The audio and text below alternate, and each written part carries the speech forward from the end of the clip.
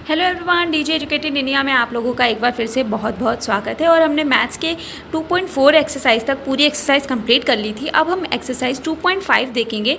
तो बिना किसी देरी के चलिए हम स्टार्ट करते हैं एक्सरसाइज 2.5। तो हम अपनी एक्सरसाइज 2.5 स्टार्ट करते हैं। तो इसमें हमें 2.5 में पढ़ना है बीजीय सर्वसमीकाएं। पिछली कक्षाओं में आप यह पढ़ चुके हैं कि बीजीय सर्वसमीका एक बीजीय समीकरण होती है जो कि चरों के सभी मानों के लिए सत्य होती है। पिछली कक्षाओं में आपने बीजीय सर्वसमीकाओं का अध्ययन किया है, यानी कि आपने क्लास 8 में कुछ बीजीय सर्वसमीकाएं, कुछ नियम आपने पढ़े थे। जैसा कि आपने पढ़ा था a+b का होल स्क्वायर, आपके 8th क्लास में था ये। a+b का होल स्क्वायर जैसे हो गया, उसका फॉर्मूला था a-b का होल स्क्वायर था, है ना। a² - b² का था। इस तरीके से जो सर्वसमीकाएं आपने पढ़ी थी वो क्या थी, एक बीजीय सर्वसमीकाएं थी जो आपने क्लास 8 में पढ़ी थी। अब वैसे ये भी हैं, देखिए सर्वसमीका a, x+y का whole square = x² + 2xy + y²। Same वही है जैसे हम पढ़ते थे a+b का होल स्क्वायर। तो ये वही तो है ना, a+b का होल स्क्वायर ही तो है, बस a की जगह पे x है और b की जगह पे y है। तो a+b का होल स्क्वायर, इसका मतलब x+y का होल स्क्वायर। तो सेम फॉर्मूला हो गया ना। तो ये आपकी पहली सर्वसमीका है। दूसरी x - y का होल स्क्वायर, जो a - b का होल स्क्वायर था पहले, ठीक है। तो x - y का whole square x² - 2xy + y²। फिर तीसरी सर्वसमीका है x² - y² की, तो वो क्या होता है x + y × x - y।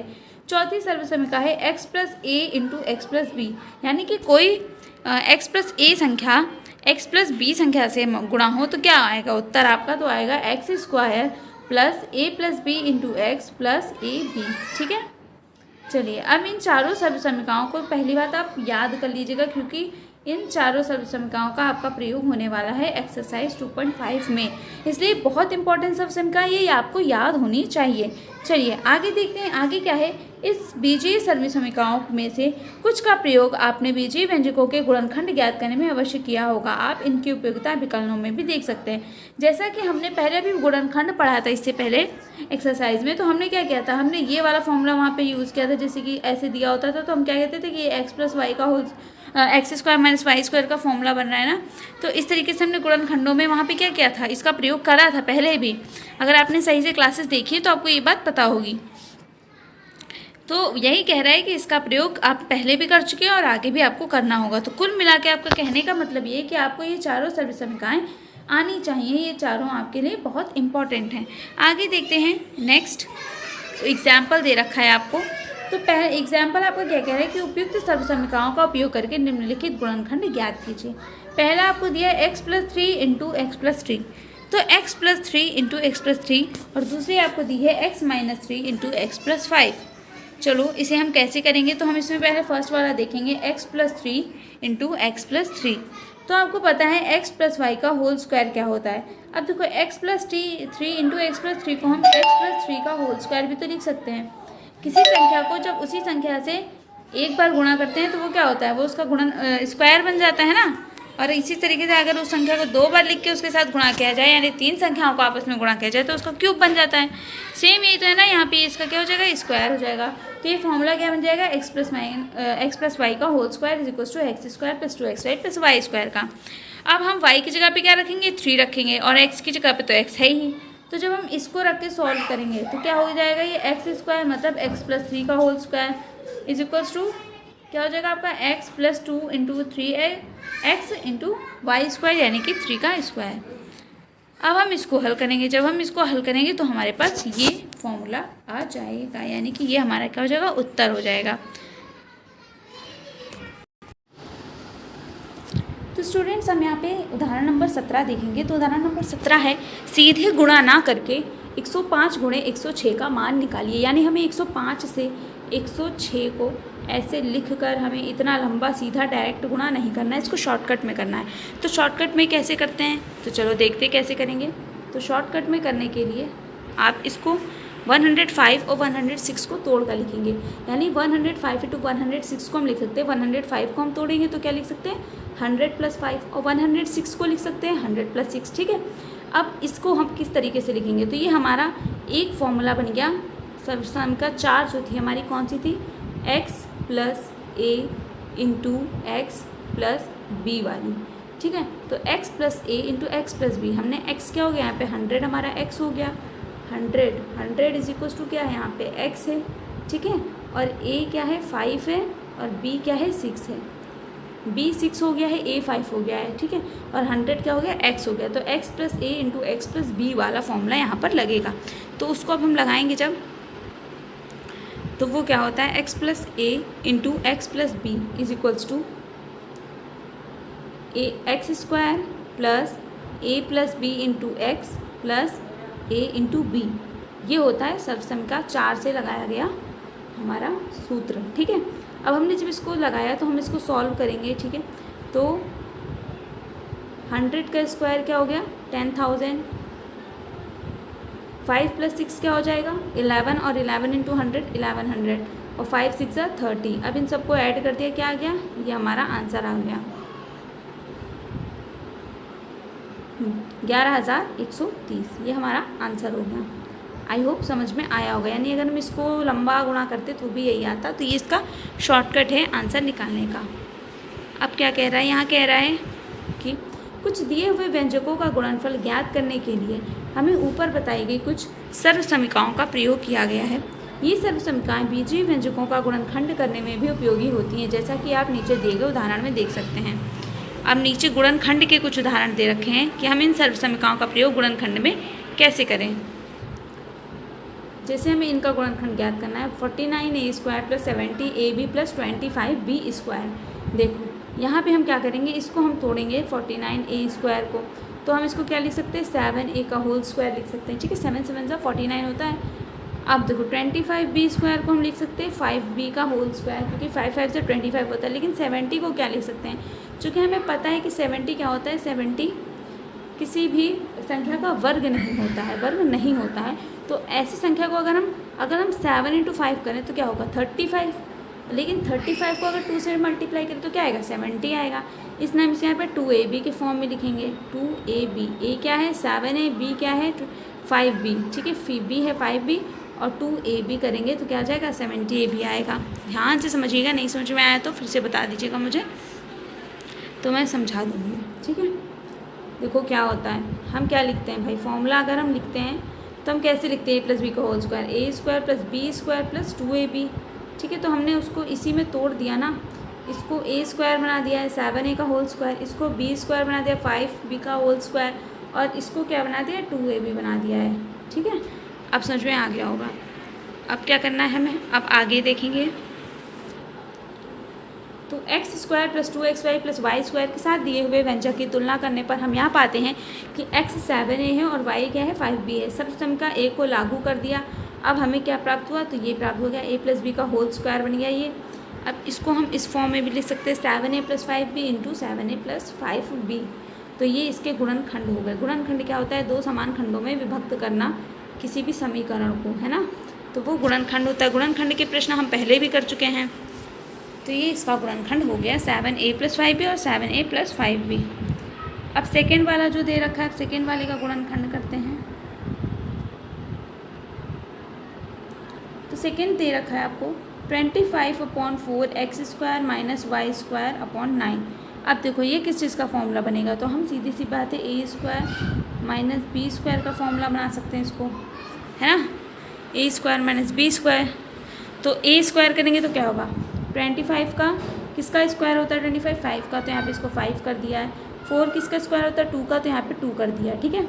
अब y चूँकि y स्क्वायर है, y के साथ कोई संख्या गुणनफल में नहीं, इसका मतलब 1 होगा गुणे में, ठीक है, गुणे में 1 होगा। तो यहाँ पे सिंपली y को y ही लिख दिया है। y स्क्वायर की जगह यहाँ पे y है, क्योंकि होल स्क्वायर है ना यहाँ पर। उसके बाद 9 किसका स्क्वायर होता है 3 का, तो नीचे 3 लिख दिया है। अब हमने इसको लिख दिया इस स्क्वायर के फॉर्म में, अभी स्क्वायर के फॉर्म में आ गया। अभी स्क्वायर के फॉर्म में आने के बाद अब हम इसे सॉल्व करेंगे तो हो जाएगा ये a square minus b square क्या होगा a plus b into a minus b, यानी कि 5/2x plus y/3 into 5/2x minus y/3। और ये क्या हो गए, इसके गुणनखंड हो गए, इस पूरे समीकरण के गुणनखंड हो गए। तो अभी तक हमारी सभी सर्वसमीकाएँ द्विपदों के गुणनफलों से संबंधित नहीं हैं। आइए अब हम सर्वसमीका प्रथम को त्रिपद x plus y plus z पर लागू करें। अभी तक हम जितने कर रहे थे वो दो पदों को लेकर की थी, लेकिन अब हम तीनों पदों को लेकर के हल करते हैं। तो अब हम कैसे हल करेंगे, ध्यान से देखिएगा। मान लीजिए x plus y is equal to t है, तब क्या होगा, तब x plus y plus z square is equal to क्या हो जाएगा, टी प्लस जेड का होल स्क्वायर। क्यों, क्योंकि x प्लस वाई की जगह हम t रख देंगे, है ना, तो t प्लस वाई का होल स्क्वायर। अब हम सर्वसम का एक लागू याद करेंगे, यानी कि a प्लस बी का होल स्क्वायर, यानी x प्लस वाई का होल स्क्वायर वाला, ठीक है। तो क्या था, x square plus y square plus 2xy, same वही किया, तो क्या हो गया, t square plus 2tz plus t square, z square होना चाहिए, यहाँ पे गलत छपा है आपका, यहाँ पे होगा जेड स्क्वायर, ठीक है। T square plus 2tj plus z square, यहाँ टी स्क्वायर काट के यहाँ पे मैंने जेड स्क्वायर किया है, गुणा मत समझ लेना इसको हटा के यहाँ पे होना चाहिए जेड स्क्वायर। आपकी बुक में भी अगर मिस्टेक है तो इसको सही कर लीजिएगा, स्क्वायर, ठीक है, जेड स्क्वायर है ये।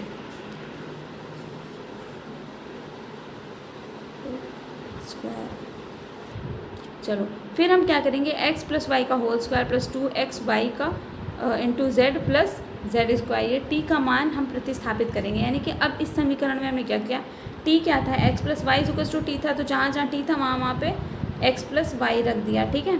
अब हमने जब इसको इसी तरीके से सॉल्व किया तो हमारे पास क्या प्राप्त हुआ, ये हमें सर्वसमीका प्राप्त हुई, ये पूरी सर्वसमीका मिल गई, ये पूरी सर्वसमीका मिली है, ये तीन पदों के लिए मिल गई है, ठीक है। X square plus y square plus z square plus 2xy plus 2yz plus 2zx। तो ये फॉर्मूला याद कर सकते हैं आप, ये किस चीज़ का फॉर्मूला है, तो ये इसका फॉर्मूला है, x plus y plus z का whole square is equals to x square plus y square plus z square plus 2xy plus 2yz plus 2zx। तो ये आप अपनी कॉपी में नोट कर सकते हैं, ये आपका तीन पदों के लिए समीकरण है, ठीक है, इसी कॉपी में नोट कर लीजिएगा। अब आगे देखते हैं सर्वसमीका 5 का। सर्वसमीका 5 आपको यहाँ पे दे रखी है, x plus y plus z का whole square is equal to x square plus y square plus z square plus 2xy plus 2yz और 2xz, ठीक है। तो यही जो अभी हमने ऊपर देखी है सॉल्व करके। अब हमारे दाएं पक्ष के व्यंजक को बाएं पक्ष के व्यंजक का प्रसारित रूप कह सकते हैं। वही बात है जो अभी यहाँ पर हमने कही थी कि इसको मतलब ओपन करेंगे तो ये आएगा मान। अब नीचे उदाहरण 19 देखते हैं। उदाहरण 19 क्या दे रखा है, 3a plus 4b plus 5c का होल स्क्वायर को प्रसारित रूप में लिखें। ये कौन सा फॉर्मूला बन गया, x plus y plus z का होल स्क्वायर। अभी जो फॉर्मूला लिखा है, क्या लिखा था हमने, x square plus y square plus z square plus 2xy plus 2yz plus 2zx, ये फॉर्मूला होगा। इसी फॉर्मूले में हम पूरी वैल्यू को पुट कर देंगे, ठीक है, पूरी वैल्यू पुट कर देंगे, यानी जहाँ जहाँ x है वहाँ पे हम 3a लिखेंगे, जहाँ जहाँ पे y है वहाँ पे 4b और जहाँ जहाँ पे z है वहाँ पे 5c लिख दो, पूरा आंसर सॉल्व कर हो जाएगा, ठीक है। ये देखो यही किया है, यहाँ पे यही किया और इसको करके हल किया है, तो ये आंसर यहाँ पर ये आया इसका। आप चाहें तो करके देख सकते हैं, ठीक है। अब नेक्स्ट क्वेश्चन, नेक्स्ट क्या है, उदाहरण 20 में क्या दे रखा है, 4a minus 2b minus 3c का होल स्क्वायर का प्रसार कीजिए। अब इसमें प्लस की जगह इन्होंने माइनस कर दिया, लेकिन हम क्या करेंगे, हम 4-5 फॉर्मूले, हम कितने भी फॉर्मूले हों, अगर 4-5 है 5-6 हैं, चलो थोड़ा बहुत है हम याद कर सकते हैं, लेकिन अनंत फॉर्मूले हम नहीं याद कर सकते, ठीक है। या क्या होता है, हम कभी कभी भूल जाते हैं कि कहाँ पे प्लस होगा, कहाँ पे माइनस होगा।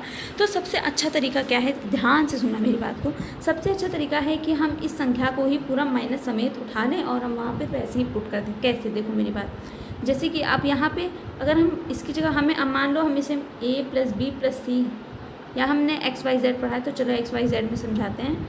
जैसे x plus y plus z का होल स्क्वायर का फॉर्मूला हमने पढ़ा है, ठीक। अब हमें, लेकिन यहाँ पे ये संख्या क्या दे रखी है, माइनस में दे रखी है, दो संख्या है ना, माइनस 2b और माइनस 3c दे रखा है। तो अब हम ये वाला फॉर्मूला यहाँ लगा पाएंगे, नहीं लगा पाएंगे। हम सोचेंगे हम कैसे इसे लगाएं, तो देखो इसके लिए सिंपली क्या करना है, फॉर्मूला हम यही यूज़ करेंगे, बस हम x इज इक्वल टू तो 4a लेंगे ही, क्योंकि वो प्लस में है ही, तो उसके लिए कुछ हम कर नहीं सकते। y की वैल्यू हम 2b ना लेकर के माइनस 2b लेंगे यहाँ पर, ठीक है। तो ये प्लस यहाँ से नेगलेक्ट नहीं होगा और ये इक्वेशन ऐसी ही बन जाएगी। और z इज इक्वल टू हम क्या ले लेंगे, माइनस का 3c। अब हम इसको इसी फॉर्मूले में रख के सॉल्व करते हैं। तो जब हम इसी फॉर्मूले में रख के सॉल्व करेंगे, ठीक है, देखो यहाँ पे यही किया इन्होंने, x plus y plus z का होल स्क्वायर किया है, लेकिन y और z को माइनस में, पूरी संख्याएं ही माइनस में ले ली, और जब हम ब्रैकेट से बाहर बाद में आएंगे तो क्या होगा, वो ऑटोमेटिक माइनस में आंसर आ जाएगा, जो आंसर सही होगा। और ये यहाँ पर आंसर आ गया है। इस क्वेश्चन को आप 2 से 3 बार खुद करके देखना, ताकि डाउट क्लियर हो जाए। अगर फिर भी नहीं आता है तो आप कमेंट में पूछ सकते हैं, ठीक है। मैं स्पेशली अलग से बोर्ड पर करके समझा दूंगी। बाकी अभी हम आगे क्वेश्चन सॉल्व करेंगे तो उससे क्लियर हो जाएगा। आगे देखते हैं एग्जाम्पल नंबर 21। एग्जाम्पल 21 क्या कहता है कि 4x square plus y square plus z square minus 4xy minus 2yz plus 4xz का गुणनखंड कीजिए। ये कहाँ से करें, अब हमें ये समझ में नहीं आ रहा होगा ना। तो देखो इसको खास क्या करना है भाई, 4x स्क्वायर जो है वो किसका वर्ग है 4, तो वो 2 का होता है, तो इसको हमने 2x स्क्वायर कर दिया। वाई स्क्वायर को क्या लिख दिया, माइनस वाई का होल स्क्वायर लिख दिया। क्यों, क्योंकि अगर हम माइनस के लिखेंगे तो माइनस माइनस क्या हो जाएगा, प्लस हो जाएगा। यहाँ पे हमको इक्वेशन बनानी रहती है, हमें इक्वेशन बनानी है, इसलिए हमें क्या करना पड़ेगा, हमें यहाँ पर ऐसे लिखना पड़ेगा, ठीक है। z को हम एज इट इज़ लिख देंगे। यहाँ पे माइनस का 4yx है, तो उसको हम क्या कर देंगे, हमें माइनस में ही आंसर चाहिए, तो हम यहाँ पे माइनस का y कर देंगे, ताकि गुणा करने पे पूरा माइनस हो जाएगा। तो माइनस का 2 इंटू 2x इंटू माइनस का y कर दिया। ऐसे ही इसको भी यहाँ पर लिख दिया, ठीक है, इसको भी यहाँ पर खोल दिया।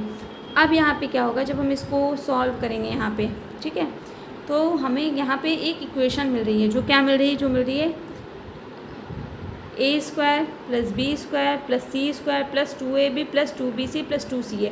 बस यही इक्वेशन बनाने के लिए हमने माइनस लगाया है, कहीं पे प्लस लगाया है, ताकि जो है दिक्कत ना है। उस कंडीशन को बनाने के लिए यहाँ पर हमने माइनस प्लस का खेल जो है वो अपने में ही एडजस्ट कर लिया।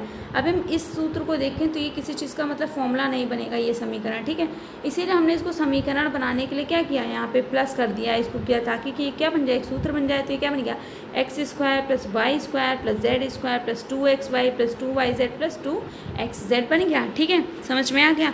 अब इसको हमने बना लिया, a प्लस बी प्लस सी का होल स्क्वायर, ये बन गया, ठीक है। अब हमने इसको जब इसमें बनाया तो इसको हम क्या लिखेंगे भाई, स्क्वायर का मतलब है कि 2 बार गुणे में वही पूरे आएंगे, ठीक है। तो इस तरीके से इसका बहुपद क्या हो गया, ये हो गया इसका बहुपद, पूरे इस समीकरण का बहुपद ये हो गया। आई थिंक आपको समझ में आ गया होगा। अभी तक हमने द्विघात पदों से संबंधित सर्वसमीकाओं का ही अध्ययन किया था। आइए अब इन सर्वसमीका एक को x प्लस वाई क्यूब अभिकलित करने में लागू करते हैं, x प्लस वाई का होल क्यूब करते हैं। अब क्या होगा, x प्लस वाई का होल क्यूब, इसको ऐसे भी लिख सकते हैं, x plus y into x plus y का होल स्क्वायर, है ना भाई। गुणे में घातें जुड़ती हैं, अगर हम इनको गुणा कर दें तो क्या आएगा हमारा, फिर से x प्लस वाई का होल क्यूब आ जाएगा, क्योंकि यहाँ पे घात 2 है, यहाँ पे घात 1 है, 2 और 1 क्या होता है, 3 होता है, ठीक है। तो हम इसे इस फॉर्म में तोड़कर लिख सकते हैं, x plus y into x plus y का होल स्क्वायर। अब क्या करना है हमें, अब हमने इसको जब खोलेंगे तो इसको हम a प्लस बी का होल स्क्वायर के फॉर्म में या x प्लस वाई के होल स्क्वायर के फॉर्म में खोल देंगे, और ये वाला तो ऐसे टी होता रहेगा x प्लस वाई, ठीक है। तो x प्लस वाई का होल स्क्वायर क्या हो जाएगा, x square plus 2xy plus y square, ठीक है। अब क्या करना है, अब हम इसे सॉल्व करेंगे, तो यहाँ पे x इंटू एक्स स्क्वायर, ठीक है। तो x के साथ हम इस पूरे समीकरण को पहले x के साथ गुणा करेंगे, फिर पूरे समीकरण को y के साथ गुणा करेंगे। उसी को यहाँ पे लिख के दिखाया गया कि पहले पूरा x से, फिर दूसरी बार में y से, और दोनों को जोड़ दो। अब x से किया तो एक्स स्क्वायर और x क्या हो गया, एक्स क्यूब हो गया, x इंटू 2xy हो गया 2x स्क्वायर वाई। ऐसे ही जब हमने पूरा गुणा किया तो हमें लास्ट में क्या मिला, ये आउटपुट मिला, ठीक है, ये हमें मिला लास्ट में। तो ये क्या हो गया, ये x प्लस वाई के होल क्यूब का फॉर्मूला बन गया। आप चाहे तो इसको नोट कर सकते हैं, लर्न कर सकते हैं, या फिर जो है इसे समझ सकते हैं, ताकि आपको याद ना करना पड़े। तो याद करने से बचने के लिए ही ये फॉर्मूले जो होते हैं इस तरीके से समझाए जाते हैं। जो क्लास ध्यान से देखेगा उसको कोई प्रॉब्लम नहीं आएगी, गारंटी मेरी है।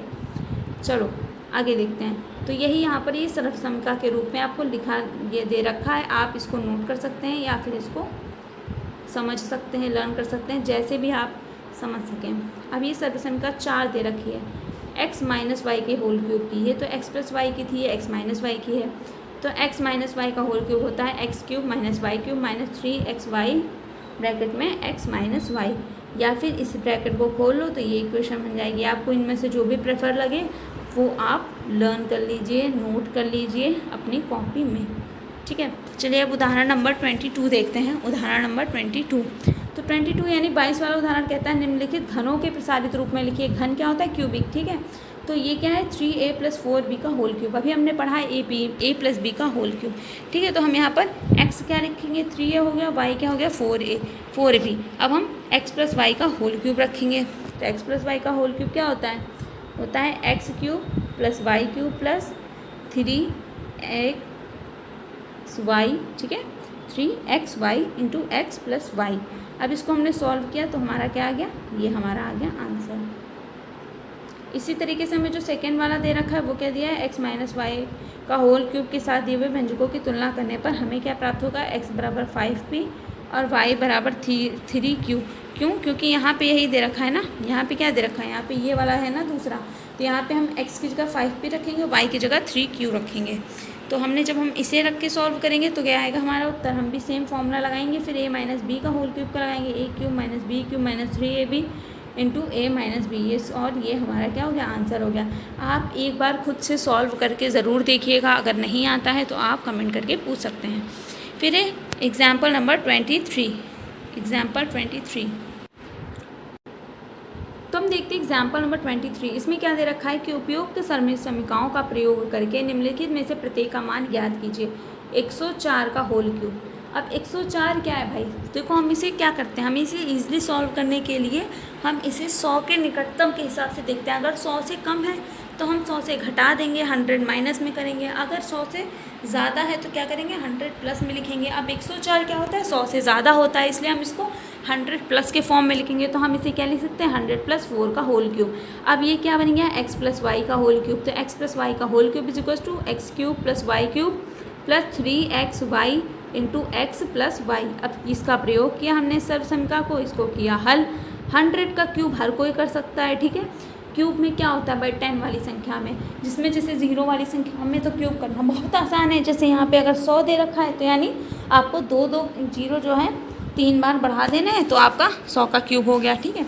इसी तरीके से 4 का स्क्वायर निकाल लो, ये पूरा हल कर लिया तो हमारे पास आंसर में आ गया, ये हमारा आंसर आ गया, ठीक है। इसी तरीके से हम दूसरा वाला देखेंगे तो दूसरा में दे रखा है 999 का क्यूब निकालना है। अब ये क्या है? ये चूँकि हमें 1000 का निकटतम संख्या है, ठीक है, लेकिन 1000 से कम है। यदि अधिक होती तो हम प्लस में लेते, लेकिन ये कम है इसलिए हम इसे माइनस में लिखेंगे।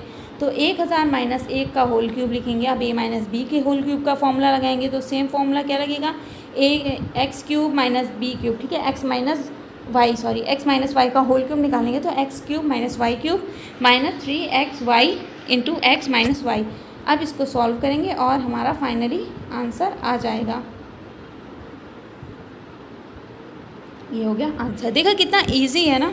चलो अब एग्जाम्पल नंबर 24 देख लेते हैं। एग्जाम्पल 24 है 8x³ + 2y³ + 36x² y + 54xy² का गुणनखंड कीजिए। गुणनखंड कीजिए। दिए हुए व्यंजक को अब हम कैसे लिख सकते हैं भाई? तो इसको हम कैसे लिखेंगे? इसको हम तोड़ लेंगे छोटा छोटा। पहली बात तो 8 क्या होता है? क्यूब की बात है तो 8 का क्यूबिक क्या होता है? 8 का किसका क्यूबिक होता है? 8 होता है 2 का क्यूबिक। तो हम इसे 2x का होल क्यूब लिख सकते हैं। 27 के लिए हम 3 लिख सकते हैं। 3 3 × 9 और 9 3 × 27 तो 3y³। 36x² y को हम लिख सकते हैं। यहाँ पे क्या लिख सकते हैं? तो भाई देखो 36 जो है वो 6 का स्क्वायर होता है, लेकिन क्या किसी संख्या का वो क्यूब होता है? तो नहीं होता है, ठीक है। किसी संख्या का क्यूब नहीं होता 36। तो यहाँ पे हम 36 को इस फॉर्म में लिखेंगे तोड़ के 4x² × 3y। और हमने इसी तरीके से 54 को तोड़कर यहाँ पे लिख दिया। अब देखो हम बनाने की इक्वेशन करने की कोशिश करते हैं। हम कोई इक्वेशन कोई समीकरण बनाते हैं, ठीक है। तो समीकरण बनाया तो हम क्या समीकरण बना रहे हैं भाई? a³ + b³ + 3a² + 3ab² हो गया यहाँ पे, है ना। 3ab² हो गया। अब हमने इसको यहाँ पर हल किया। जब हल किया तो क्या बन गया हमारा? a + b का होल क्यूब बन गया, या x + y का होल क्यूब कह सकते हैं, ठीक है। तो x + y का होल क्यूब यानी इसी को हम 3 बार लिख देंगे तो ये क्या हो गया? इसका गुणनखंड हो गया, ठीक है। समझ में आ गया। अब आगे देखते हैं। अब x + y + z × x² + y² + z² - xy - yz - zx का प्रसार करने पर हम गुणनफल इस रूप में प्राप्त करते हैं। जब हम इसको सॉल्व करते हैं, ठीक है।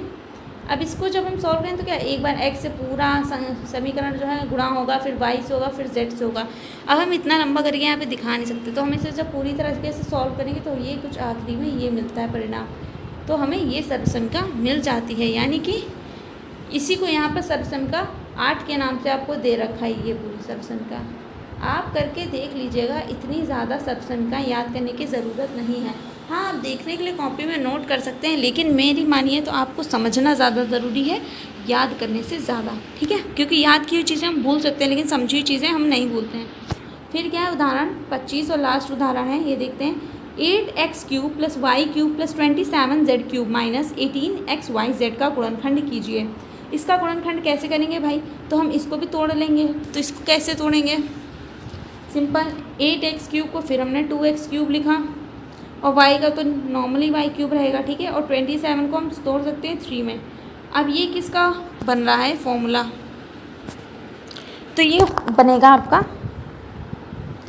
तो ये आपका